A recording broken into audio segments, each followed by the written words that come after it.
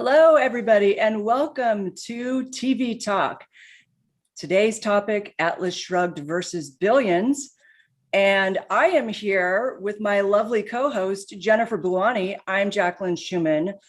And we have Mark Pellegrino may or may not be coming. He's feeling a little bit under the weather today. So you guys are just going to have to deal with our two pretty faces as we talk about this amazing TV show, Billions.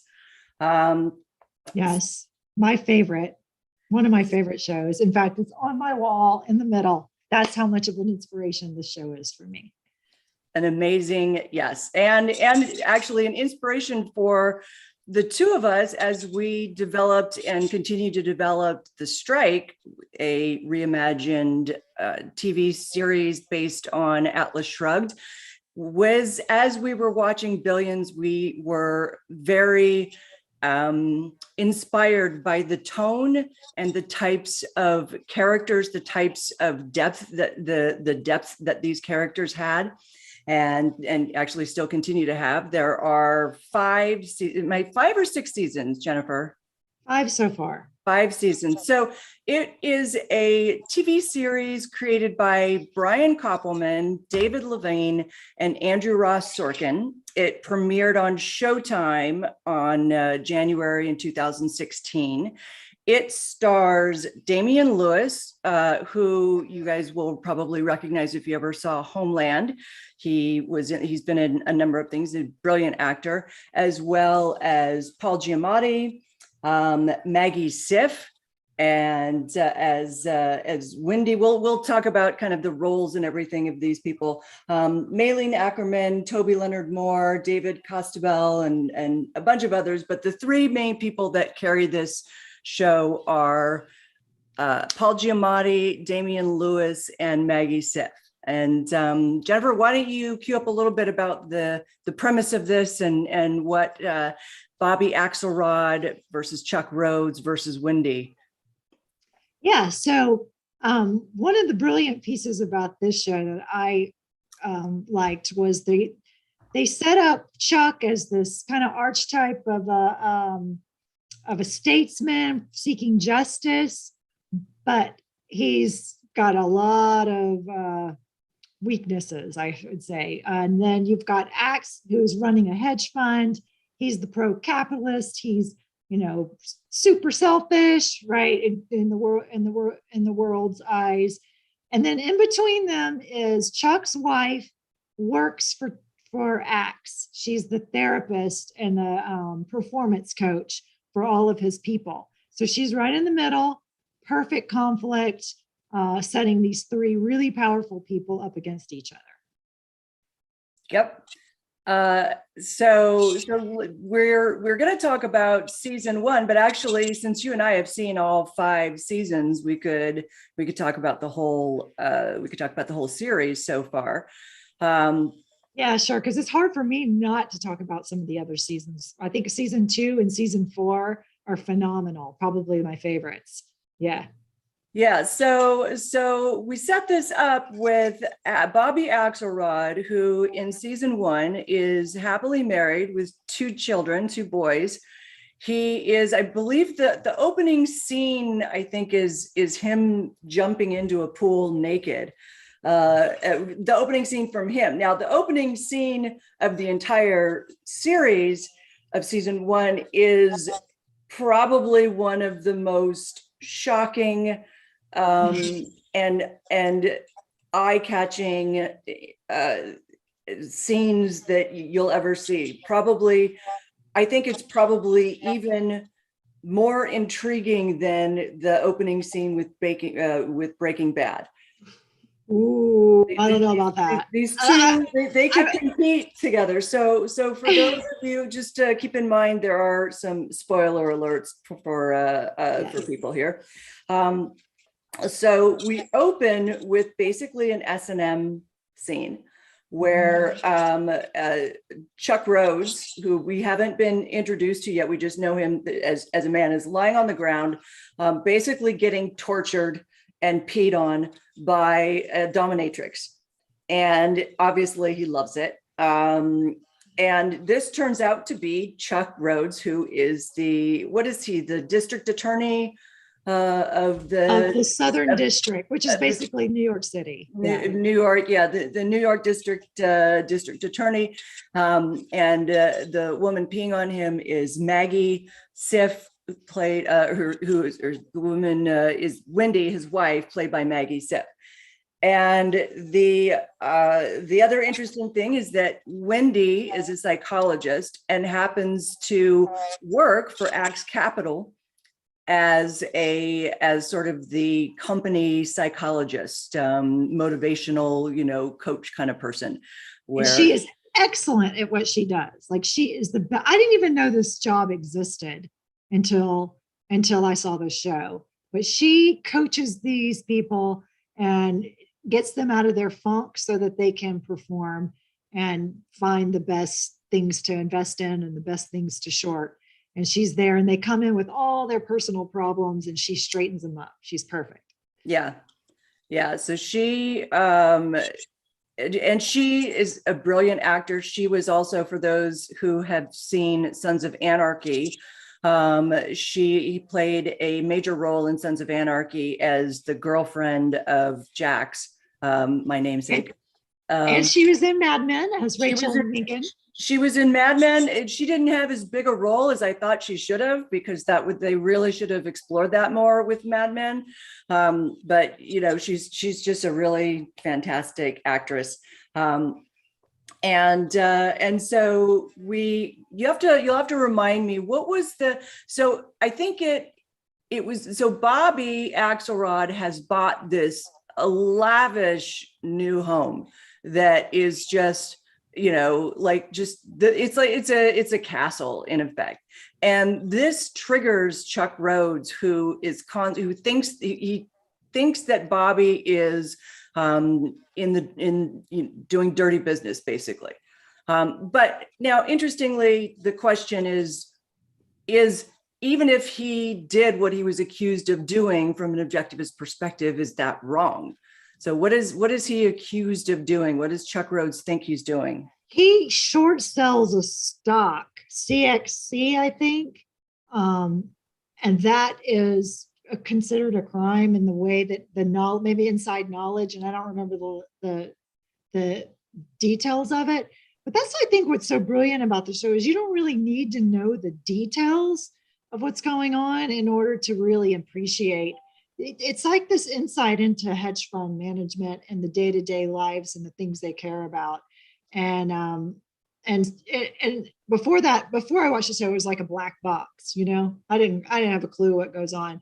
But you see this, and I think there's the guy that plays the I don't know if it's the FBI guy or if he's coming from the Attorney General office, but he comes and he wants to. Oh, no, it was the SEC guy that ends up going over to Axe Capital. Oh yeah, that's right. He's the one who comes with a tail on Axe and triggers Chuck to start looking at it. Chuck's like, no. And then I think a reporter challenges Chuck in a press release. And because Chuck he just doesn't like being challenged, he ends up going after Bobby in that regard. So, so that's what started it. And then when he catches wind of Axe buying this big, huge mansion, he uses that. He's like, yeah, that's perfect. The public hates that. Mm-hmm. So that's like a PR nightmare for Axe. But they just tempt each other. It's like a cat and mouse game. And it's just, you never know who's winning and who's got one up on the other. And then they'll do these plot twists and switch, and the other one will be up and over the other, and it's done brilliantly for multiple seasons.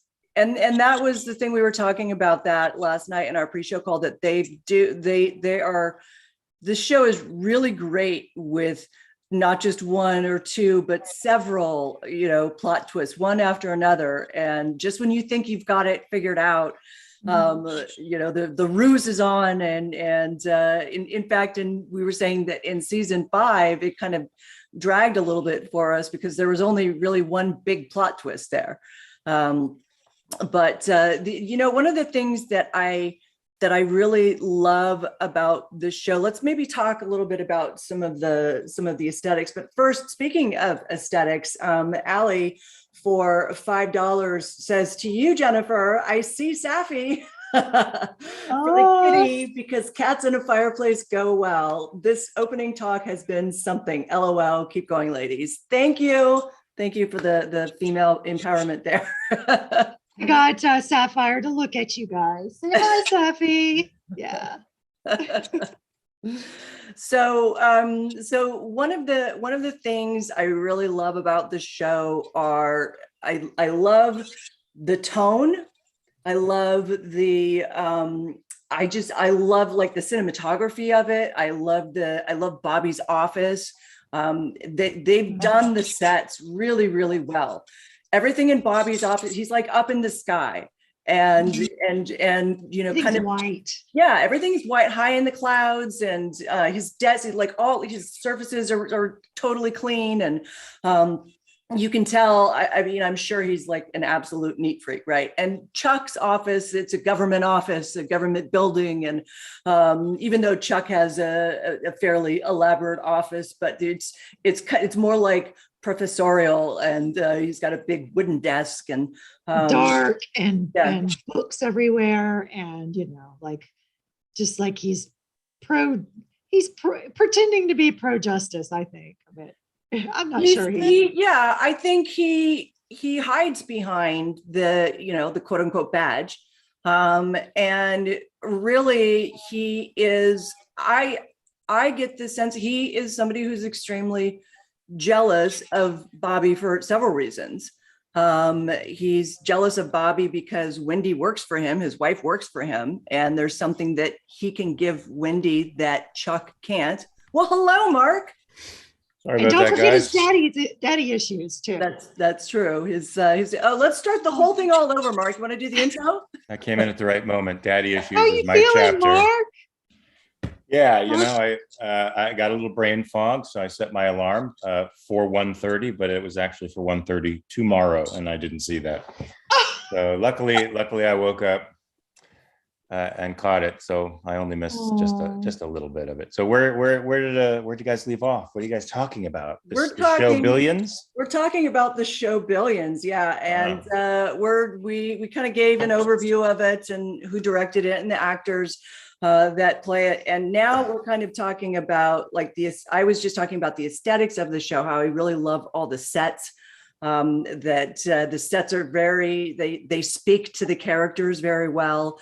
And then Jennifer was just talking about Paul Giamatti's character, Chuck Rhodes, and he seems to hide behind like the badge of justice, but really he's just jealous. He's jealous of Bobby for his success, I think, and as well as Bobby has Wendy, his wife, obviously working for him. And then Jennifer just brought up daddy issues, so you can go with the daddy issues if you. I'll sort of go off on a tangent. I'm sure he has daddy issues, but he, you know, keeping with that idea, he does reveal his spine at some point. I don't remember which exercise it is, but when he talks about how he could have been a grandmaster chess player, and the reason he didn't become a grandmaster chess player was that he was driven by contempt for the opponent. He wanted to drive them into the ground. He's a very nihilistic and destructive person, and I'm sure having the type of father that he has with political ambitions that, you know, I don't know they ever came to fruition in the way that he wanted, with a father driving him in those directions, I'm sure that's going to create lots of self-esteem issues for a person. And he revealed his nihilism in there. I mean, I thought that was a perfect, and later on when he talks to Bobby, as a confrontation with him, where they both reveal their spines, you know, where one guy says, I'm for law and order, and the other guy serves as a mirror and says, no, you're not. You know, these laws you make up are arbitrary. They're to keep you guys alive. What do? What do you freaking do? Mm-hmm. It was a scathing indictment of our justice system and how it's set up and how it's antithetical to business. But I think the authors are somewhat on that side, and they give us something that objectivists, I think, chafe at, a world where there's no good guys. And interestingly, that so Louise for 5 pounds along those exact lines says that it wasn't clear to her if anyone, if anyone, the writers were siding with. It seemed to start one way and then switch. She's still on season 1, so she wanted our thoughts on that. I think that the writers are, I think that they're more against acts, I gotta say. What do you think, Jennifer? I think they started out that way, but I think the audience, they listen to their audience, and I think the audience likes acts. The audience loves Wendy, and they were telling them they want Axe and Wendy to get together. And so they respond to that. And I just get the sense that, and we know particularly that Brian Koppelman has said on his podcast that when he was a teenager, his favorite book was The Fountainhead. But he says it in an apologetic way to his audience. Like, I know, don't write me about, that Ayn Rand or whatever. So he's clearly aware of her novels. Oh, was that when he had the interview with Quentin Tarantino? Yeah. Okay, And it's Tarantino, you can hear it. So, they're not ignorant of these topics for sure. But my theory, and it's totally speculative, is I think that the audience likes acts. I think majority of them like, and they had to go with it. So that would bode well for the American audience. It would show that their sense of life is still there. The sense of life, that rugged individualism and building something from nothing really is the American way. And also their sense of justice too, that, it's not fair what's happening to Bobby. It's not fair that, this man with a vendetta and the biggest the biggest gun in the world, basically, with the government standing behind him, is gunning for Bobby, wants to find absolutely anything on him. It's like, there are people out there murdering other people. Go after those people. Yeah, it's disturbing. It's really justice. Yeah, it's disturbing to me that the characters with the most integrity are the second tier characters. The one who works under Chuck has integrity, real integrity, and has been drawn into the attorney general's office because he really feels a need to fight bad guys. And then Wendy, Bobby's wife, she's got very, very strict Chuck's integrity. Chuck's wife. She's got very, very strict integrity, and it shows in everything that she does. Both the main characters are the stuff of kings and queens of old. They're driven by ambition. The ambition is rooted in something negative and nihilistic. Bobby says it when he reveals his spine. He just wanted revenge, and it's not all that different from Chuck. They both are ambitious and want power. The difference is, I feel like Chuck wanted power over people. And I think Bobby wanted power over his own life, and he wanted to be on top. He wanted to be the alpha dog, but it had less to do with putting people in their place. You know what I mean? Controlling and manipulating other people. It's had to do with being in the place where he wouldn't have to worry, or starve, or a place where he felt impotent. He could always be beyond that. He always had the sense that he might lose it all too. I get a sense that from Bobby that there's a sense of integrity in that he's unapologetic about who he is and what he's doing. He's not pretending. Whereas he puts up this facade of, I'm here for justice, where behind the scenes he's over there manipulating and doing his 3D chess. And there's just something redeeming. And also in that second to last episode of season 1, when you get to see him open up to Wendy in that big therapy session that he has with her. Because all the way up until there, he's never gone to her for therapy. Yeah. And he finally comes and has this session, and you have this moment where you see this man doing all these things, question and look internally and go, am I a sociopath?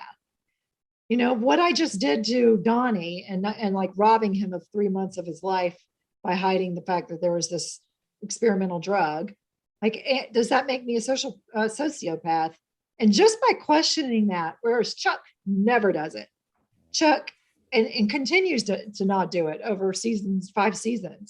But just that little instance of him doing that to me makes Bobby, there's a hope that he can be redeemed and when Chuck is faced with the scrupulous decision of either betraying his wife or choosing his vendetta over everything else, he will do it. He always chooses the least integrity, the least amount of integrity, and he will sacrifice his wife to the cause of his own drive for revenge, power, and control over other people. Because the ends justify the means. Now, Bobby's not all that different. I mean, he used his friend too as a shield, and didn't give him information that could have, prolonged his life because it was inconvenient for his timeline, for his schedule. Now, but at least we see Bobby feeling remorse over it. Some remorse, but he also tried to do a value for value exchange, which is, okay, you're going to do this. It's going to be hard. I'm going to demand a lot of your time, but your family's going to be set for the rest of their lives.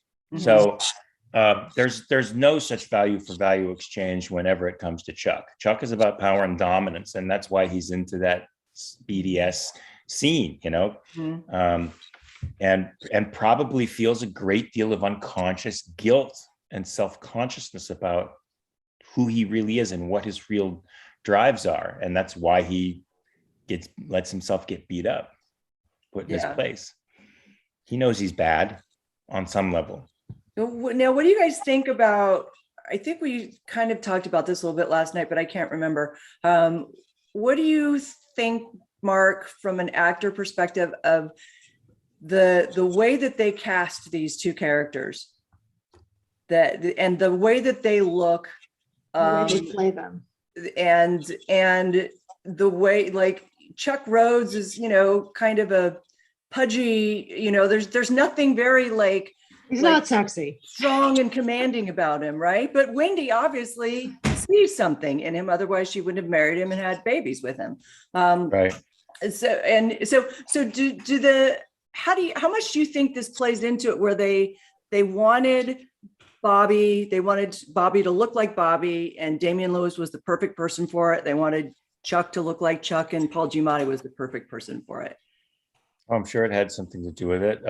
It makes me think that the creator really did admire Rand heroes because they look like a Rand hero and a villain together. One's sleek and slim and taut, mm-hmm. and fiery and alive, and the other one's mushy and doughy and sinister and looks at you from under hooded lids. So he created archetypes that were very much like Rand villains and heroes. I just wish that, in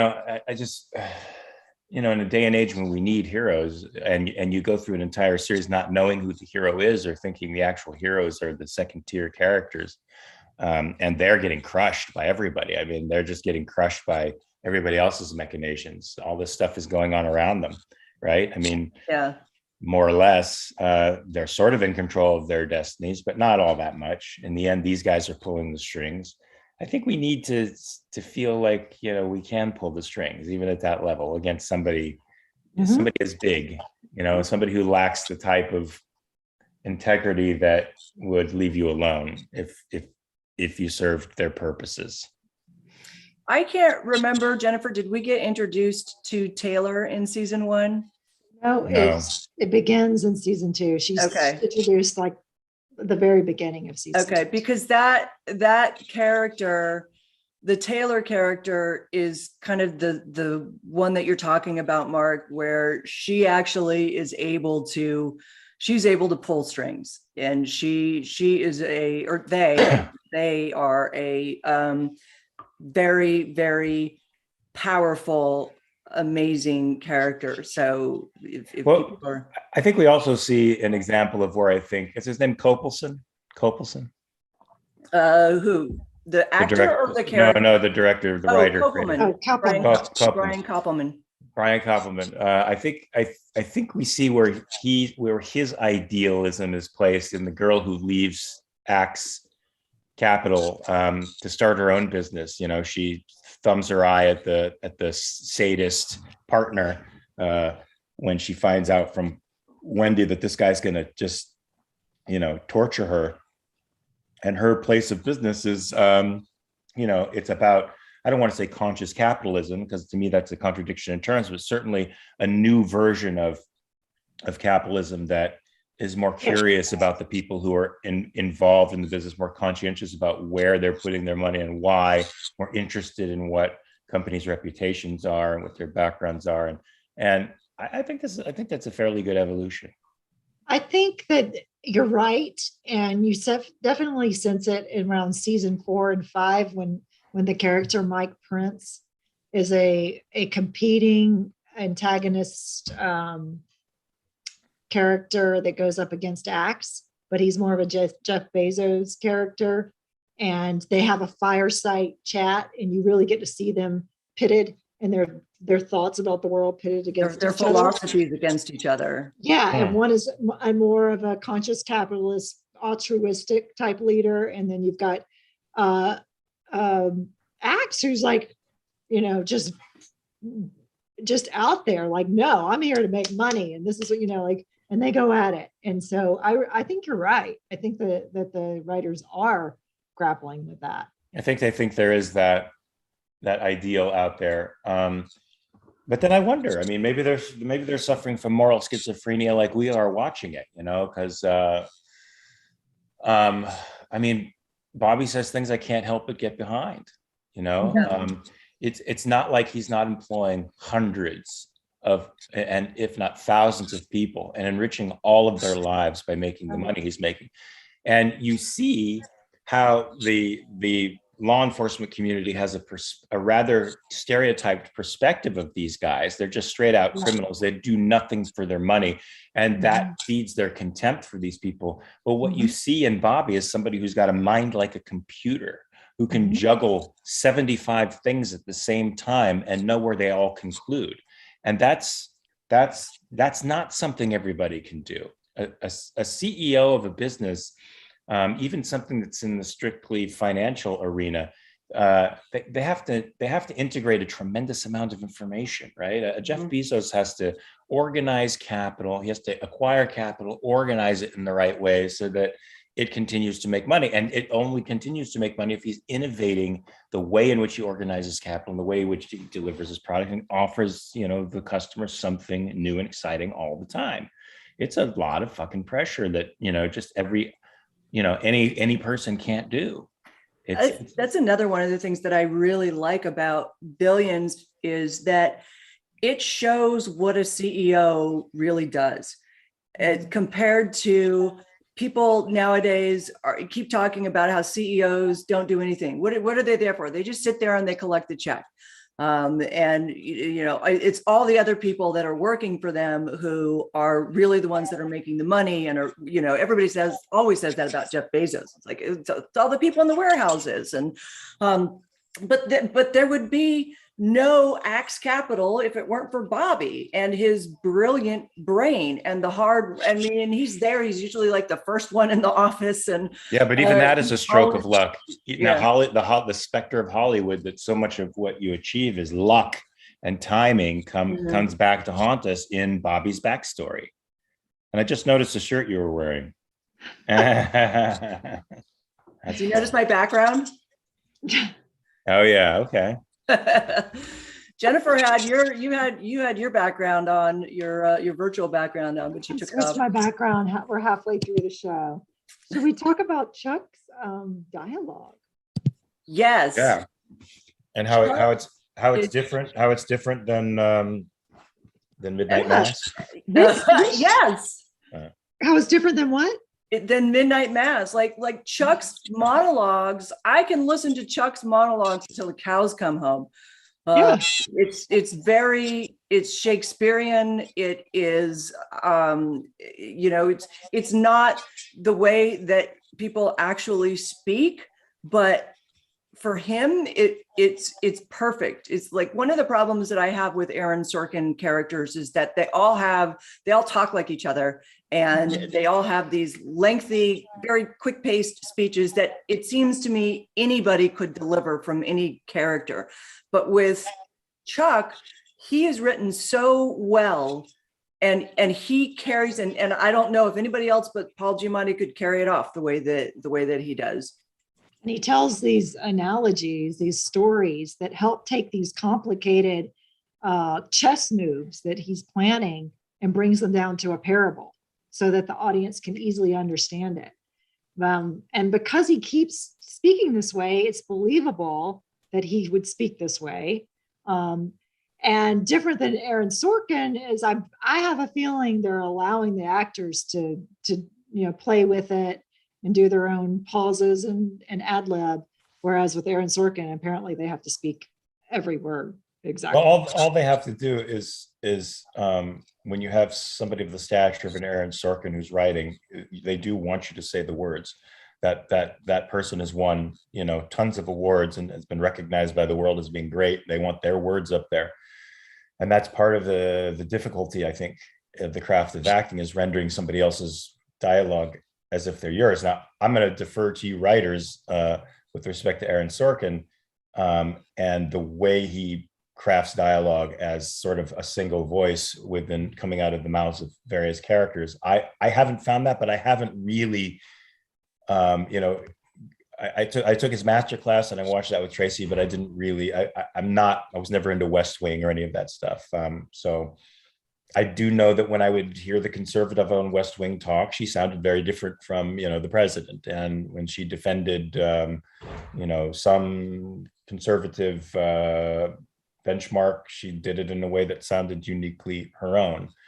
And you're right. There's no real good dialogue isn't necessarily the way you speak.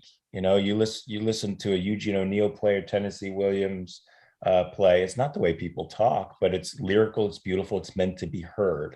Mm-hmm. Now, from an actor's point of view, the reason I think Mike Flanagan's stuff falls so flat, perhaps, is because the actors are sort of in an emotional state. They're acting states, and they might not even be clear about what they're saying either. They might not be clear about their punchline, but Giamatti and Lewis are always clear about what they want, mm-hmm. right?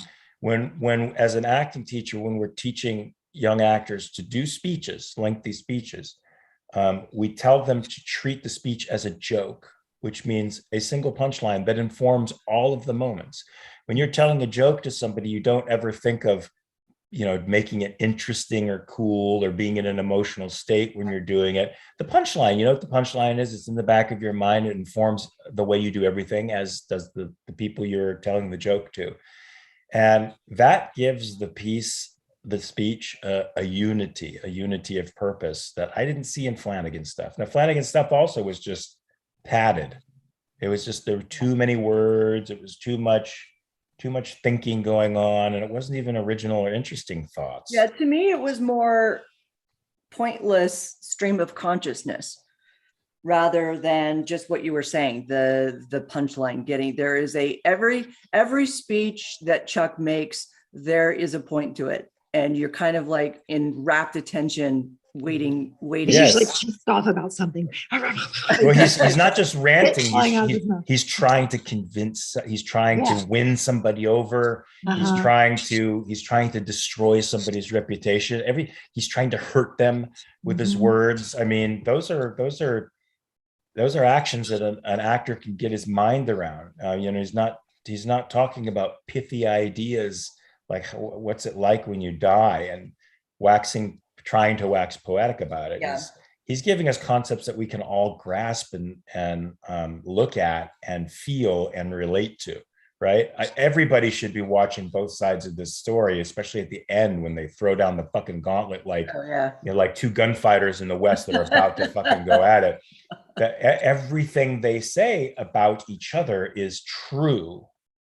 Everything they say about each other is true. Even even Chuck's idealism has a truth to it. I mean, the law, there is a should to it that I can get behind, even though his particular practice of that should is tainted. Yeah. Real quick, Mark, Allie has a super chat here for you for $2. Mark, are you drinking Pellegrino water? Yes, I am. That's the only thing I've had all day. I can't put anything on my stomach. I'm really messed up. Oh, well, Yeah. thank you for being here on. Yes, we're all very grateful. I was planning on being here earlier. See how it says tomorrow. Yeah, well, there you go. I've done that. I've done that same thing before too. Somebody else in the chat, I can't remember who it was because it's scrolled by too fast. Jennifer, your cats are super popular. So they want to know your cat's name, and you should tell them your other cat's name as well. Oh, okay. Well, let me hold on a minute. This is the white one, and his name is Neo. Neo as in the Matrix? I would love to say yes, but he's not that cool. And he's Neo as in neoconservative, neoliberal. What is it? No, when he was a baby, he was chocolate and vanilla and strawberry ears. And so it's like Neapolitan, but look at that nose. And he's a scaredy cat. Like if you came over to my house, he would hide under the bed and you'd never see him. Can I put his whole face in my mouth? That's a little scary, Mark. But I used to do that to Cody. That's why Cody's so neurotic now. When he was a puppy, I'd put his whole face in my mouth and then pull it out, and his eyes would be really big. You're looking at me like, what the fuck? Oh my God. Cutie. I don't think somebody like Planet Pellegrino needs to screenshot that of Jennifer eating her cat and tweet that out, please. You gotta go face first. You gotta get that whole face in your mouth. Yeah, man. He can take it. Good. Look at him. He's just hanging out with you. Yeah, he's the kind of cat that I can hold like baby, we dance. The other one doesn't like it. He likes to dance. He's cool. But, Neo's a good boy. I don't know where Sapphire is. She's missing in action. Sapphire is usually on the whatchamacallit, on the couch behind you. Thank you, Apollo, for the £5. So yeah, let's back to Billions. Billions. Back to Billions and their characters. One of the characters that I absolutely love, and I mean, he must just be so fun to play, is Wags. Yes. The guy who has no conscience whatsoever. Oh, it's the right-hand man who's just a crude, crass, probably truly is a sociopath. Oh yeah. But he serves as comic relief, right? He's fun to have as a character. Well, I guess fun to look at from the outside, but having to work under a creep like that would probably be quite painful. Oh, for sure. I mean, his whole desire to get revenge on that girl because she had the audacity, to do what a man would do and bid up her salary. He's just such a misogynist. He's sort of like everything that's wrong with, I guess, that world. And I do like his handlebar mustache. It seems very devilish, or V for Vendetta-ish. Yeah. He gets his moments. He gets his moments where he gets egg in the face in time. Okay. Now, did you recognize him from where we've seen him before? What show we've seen him in before? I was trying to figure that out. Where is that? Breaking Bad. Oh yeah. Well, who was he? He was the original chemist that worked so well. That's right. The chemist that he ends up killing. Yeah. Very different kind of character. He gets Aaron Paul to kill, I should say. Yeah. Very, very different kind of character. I always love to see actors who are able to do that kind of range where you realize, you're like, I've seen them somewhere before, but I can't remember where. Somebody like Jack Nicholson is just always Jack Nicholson. And but that's very interesting, because this character is all sharp edges. He's all sharp edges. He's bull in a china shop, and the other guy thought about every aspect of his life. He was sort of like the man who read Zen and the Art of Motorcycle Maintenance and took it all seriously. Like, Yeah. if I'm going to drink tea, I'm not just going to drink tea. I'm going to kind of become an aficionado of everything that I do.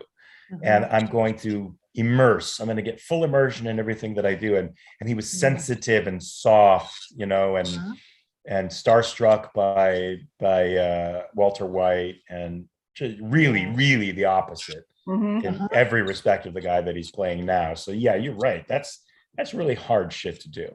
Yeah.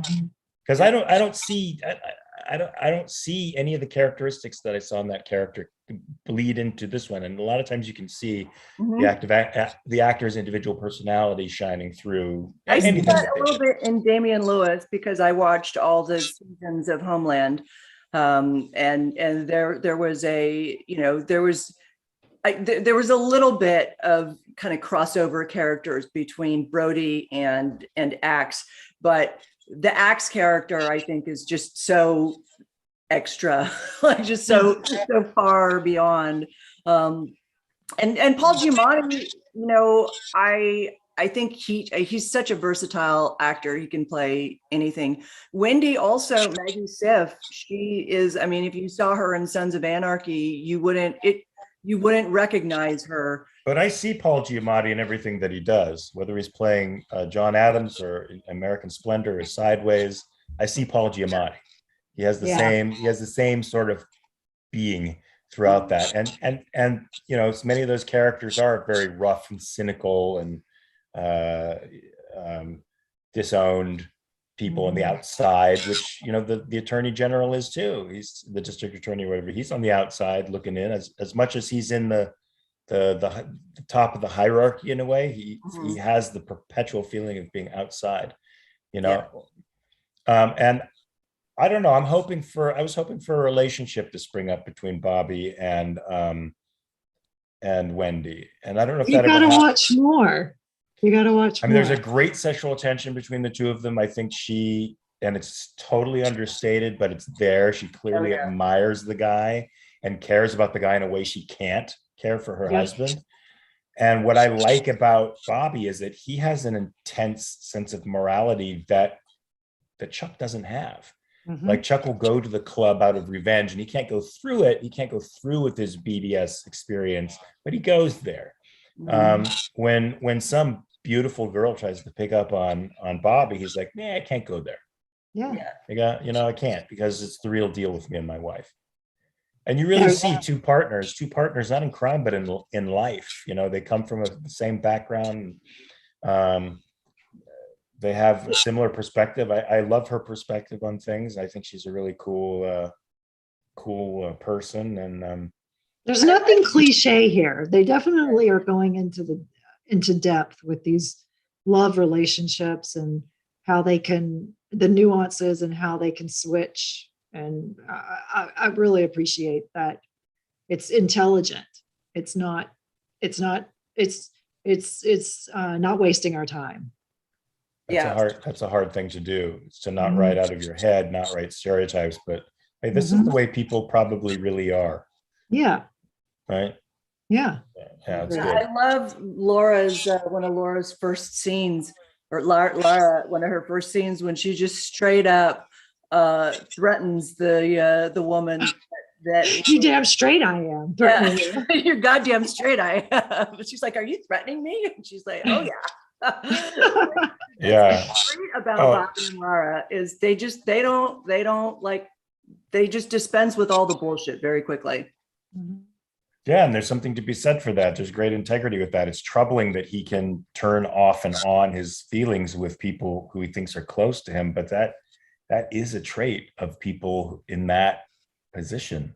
I mean, you know, we talk about Rand. You know, Rand used a word to describe some of her heroes as cruel, and the cruelty that she thought of was just the connection to reality, because reality is cruel. It's uncompromising. It is what it is. But there's that's an off-putting concept to a lot of people. You know, there's nothing fuzzy or nice about it.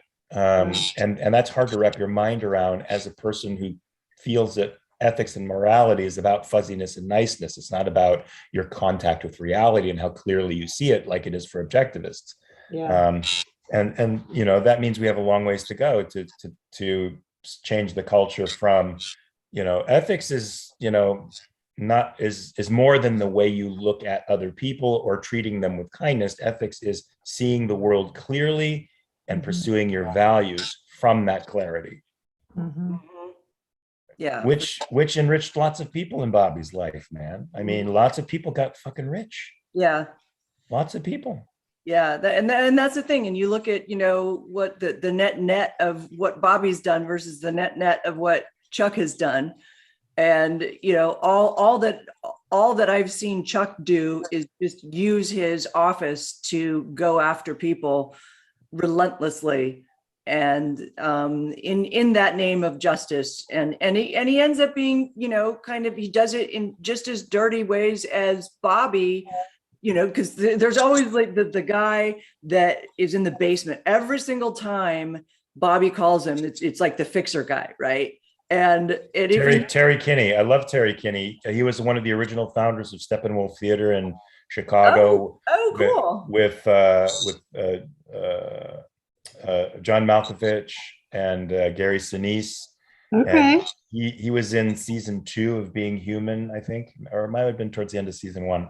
Season 1. And he was in about 12 episodes of season 1 of Being Human. So I had many a conversation with him. We're at opposite sides of the political spectrum, but we had great dialogue, and he wasn't the type of person to take differences personally. He's actually a really sweet, cool dude. And he's the founder of one of the most legendary American theater companies in the country. Yeah, it's always nice to hear that an actor is as nice as they seem. Or, you know. I mean, he's really weird in this. I mean, he suggests a dark past. You see him in one scene with a little person sort of walks into the room and strips off her clothes, right? Wasn't that him? God, I don't remember that. Yeah. I don't know if that's the correct term to use, but he's got a dark side to him. You can see him working for the CIA in the jungles of, you know, Ecuador, tearing people's fingernails off. Yeah, that's the kind of guy he is. That's the kind of guy that Bobby would hire to do that kind of work for him. He so now, what do you guys think of how season 1 ends with Bobby and Chuck facing off? But then what has happened to Wendy for both? Yeah, I mean, I love the face off. It's like two gunfighters, and it is a cliffhanger. It's not a typical cliffhanger, right? Because the whole scene is 5 minutes of back and forth between the two of them or more. It's philosophical, it's ethical, it reveals their spines, their motivations, both their real selves come out at each other. But the face off in the end is beautiful because the guy lays down the gauntlet. Chuck is like, you know what's worse than a guy with unlimited resources? A guy who has nothing. And then I love he's like, it's me. That's me. He's got nothing to lose. And so he is throwing down a gauntlet that's scary because that's true. That's true. Because he even throws out that Ayn Rand shit, right? And he's like, don't give me that Ayn Rand shit. You know, he's true. Explicit about it. Yeah. But in the end, though, both of them, at least as we come to the end of season 1, both of them have lost Wendy as a result of Bobby's revenge and as a result of Chuck's desire to destroy Bobby. They both lose Wendy in the end. And I think he lost Wendy because he didn't trust her. You know, he's able to flip on that dime. You know, somebody passes along, you know, the suggestion, you know, backed with evidence that she is a traitor. He doesn't even go into the detail. He doesn't even check it out. He doesn't delve further into it. He just cuts them off. And he says that when I take a deal off the table, it's gone forever. Yeah. That guy, that's a scary dude, man. They're both scary. Yeah, they are, which is what makes the show so great. Having, you know, they are really, really good adversaries.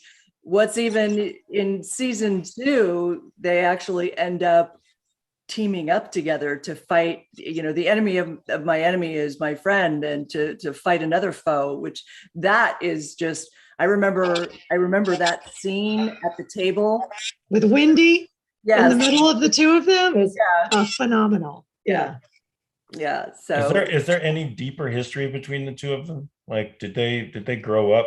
I mean, they don't grow up in the same worlds, because Chuck has come from affluence and Bobby's come from poverty, but it feels like they've just known each other for a very long time. I mean, beyond even Wendy and the conflict that she creates between the two of them. It feels like he's been watching him forever and ever and ever and ever and ever. You mean between Chuck and Wendy? No, Chuck and Bobby. Chuck and Bobby. It was almost like Bobby was the guy that Wendy dated in high school and used to talk a lot about because they were hot. They were hot together. They had great sex, and there's no way that Chuck could ever level up with that. So he's just every time he takes off his clothes, self-conscious because Bobby's in the room with him. Yeah, no, that's what it feels like. I think I get that same feeling that Chuck's been after Bobby for a very long time. And maybe even before Bobby became a billionaire. But yeah, that's definitely interesting. And it just shows you that some of the great movements of the world, some of the big events that happen are all freaking personal. Like the Social Network movie. It's Helen of Troy, launching 1,000 ships because she decides to run off with Paris. It's Mark Zuckerberg launching Facebook to get at the girl who rejected him. I mean, I would love our great writers, and Koppelman is a great writer, to write about an ambition that isn't tainted by something ugly like that. It doesn't have the narrative of revenge or yearning, to belong or to get something that you think will make your life better. Just ambition for the sake of coming out of a not a fractured psychology, but somebody who likes to create things, making something great. Just the desire and drive to make something great and beautiful. I mean, I know some very ambitious actors, and their ambition does seem to come from a very dark place. It seems to be a type of addiction, like a transference of addiction from drugs or sex to their career, and it is ugly, and it always ends badly. Yeah, it always ends badly. But we need a model of psychologically sound ambition. Yeah. Speaking of which, maybe the strike. Maybe the strike will serve that purpose. So I think we are at the top of the hour here. So do we have any final closing thoughts on Billions before we talk about I wish I could see the rest of the seasons, but I don't think I'm going to be able to watch the rest of them because I have to catch up with Justified now. Yes, so that is our next show. Speaking of very clear-cut heroes and villains, but also heroes and villains that really play well off of each other. Our next show is Justified with Timothy Oliphant, aka my husband somewhere, and Walton Goggins, who's a brilliant actor. I think he's actually originally from Kentucky too. So he's got, you'll have, you've been the guy who plays Boyd? Yeah. Okay. Yeah. Boyd Crowder. It's Justified. To me, Justified is, it's like my escape. It's just seeing heroes and people with integrity. Like Firefly. Yeah. It is similar to Firefly. Yeah, he is kind of, Timothy Oliphant kind of reminds me of a Mal Reynolds, of a similar. But I think what makes Justified a really amazing show is Boyd Crowder, is that villain who it's hard to hate him. It really is. But yeah, that's going to be our next show. And that show, you've got some time, Mark, because I don't think that we're not on next Friday because that's Christmas Eve. And then the Friday after that is New Year's Eve. Next Friday is Christmas Eve. Can you? Yeah. I still haven't done my Christmas. I'm not ready for this. I haven't done anything. I'm not ready either. And I'm laid out now. I can't even move right now. Aw. So our next show will be on January 7th. Oh, by the way, thanks for all the sweets. You guys made me so fat. I've consumed all of them. I hope that didn't make you sick. Maybe that's what it is. I would feel horrible. Those cookies lasted like one day. Anyway, What about your robe? You're not wearing your robe. I was actually I took it off because I thought throwing up in it. No, I wasn't, thank God, but I thought it would be poor taste for me to come on in my robe. I put a hat on to cover my bed head, and which I normally wear my bed head. That's my style. Yeah. But I just felt like trying to present.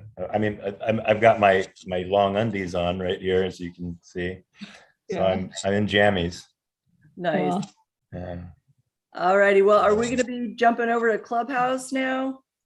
Is that all? We have no more. What do they call them? Super chats. Super chats. Let me just check to make sure I caught everything. It's for everybody who's listening on the chat. Or watching, who's on I try to monitor the chat, but I can only just get to the super chats because otherwise I'm just going to be sitting here watching. I don't know how Yaron does it.